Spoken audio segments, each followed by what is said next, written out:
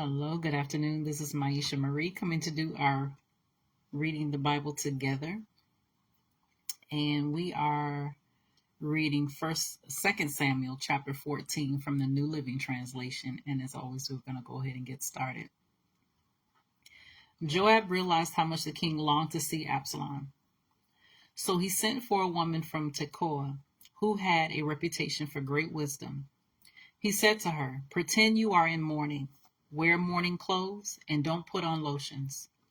Act like a woman who has been mourning for the dead for a long time. Then go to the king and tell him the story I am about to tell you." Then Joab told her what to say. When the woman from Tekoa approached the king, she bowed with her face to the ground in deep respect and cried out, "O king, help me." "What's the trouble?" the king asked. "Alas, I am a widow," she replied. "My husband is dead. My 2 sons had a fight out in the field, and since no one was there to stop it, one of them was killed. Now the rest of the family is demanding, 'Let us have your son. We will execute him for murdering his brother. He doesn't deserve to inherit his family's property.' They want to extinguish the only coal I have left, and my husband's name and family will disappear from the face of the earth." "Leave it to me," the king told her. "Go home, and I'll see to it that no one touches him." "Oh, thank you, my lord the king," the woman from Tekoa replied. "If you are criticized for helping me, let the blame fall on me and on my father's house, and let the king and his throne be innocent." "If anyone objects," the king said, "bring him to me. I can assure you he will never harm you again."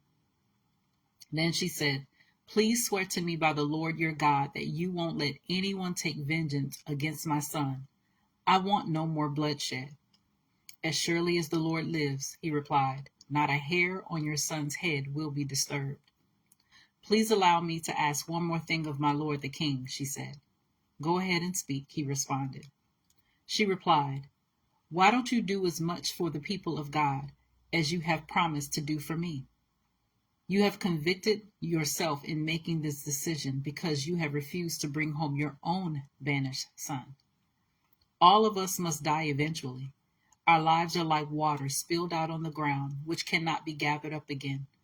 But God does not just sweep life away. Instead, he devises ways to bring us back when we have been separated from him. I have come to plead with my lord the king because people have threatened me. I have said to myself, perhaps the king will listen to me and rescue us from those who would cut us off from the inheritance God has given us. Yes, my lord the king will give us peace of mind again.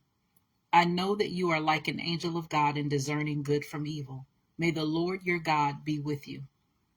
"I must know one thing," the king replied, "and tell me the truth." "Yes, my lord the king," she replied. "Did Joab put you up to this?" And the woman replied, "My lord the king, how can I deny it? Nobody can hide anything from you. Yes, Joab sent me and told me what to say. He did it to place the matter before you in a different light. But you are as wise as an angel of God, and you understand everything that happens among us." So the king sent for Joab and told him, "All right, go and bring back the young man Absalom." Joab bowed with his face to the ground in deep respect and said, "At last I know that I have gained your approval, my lord the king, for you have granted me this request." Then Joab went to Geshur and brought Absalom back to Jerusalem. But the king gave this order: "Absalom may go to his own house, but he must never come into my presence." So Absalom did not see the king. Now Absalom was praised as the most handsome man in all Israel. He was flawless from head to foot. He cut his hair only once a year, and then only because it was so heavy. When he weighed it out, it came to 5 pounds. He had 3 sons and 1 daughter. His daughter's name was Tamar, and she was very beautiful. Absalom lived in Jerusalem for 2 years, but he never got to see the king. Then Absalom sent for Joab to ask him to intercede for him, but Joab refused to come. Absalom sent for him a second time, but again Joab refused to come. So Absalom said to his servants, "Go and set fire to Joab's barley field, the field next to mine." So they set his field on fire, and as Absalom had commanded. Then Joab came to Absalom at his house and demanded, "Why did your servant set my field on fire?"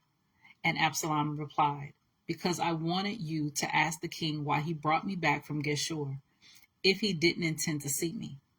I might as well have stayed there. Let me see the king. If he finds me guilty of anything, then let him kill me." So Joab told the king what Absalom had said. Then at last David summoned Absalom, who came and bowed low before the king, and the king kissed her. So that was 2 Samuel chapter 14 from the New Living Translation. As always, continue to search the scriptures daily to see what is true.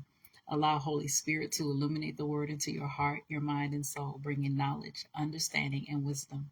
And most of all, revelation of who God is, his true nature, his character, and how much he truly, truly loves you. You guys take care. God bless, and until next time.